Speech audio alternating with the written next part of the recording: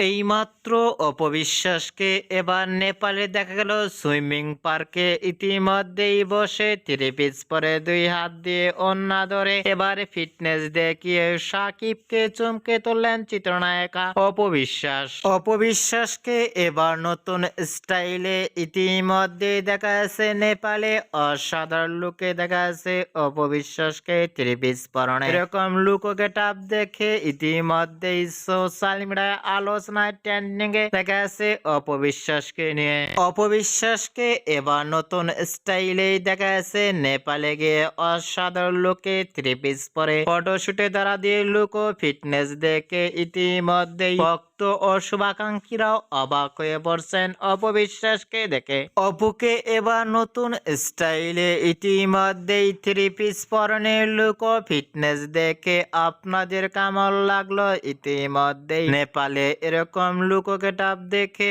আপনাদের মতামত নিচে কমেন্ট বক্সে জানিয়ে দিন।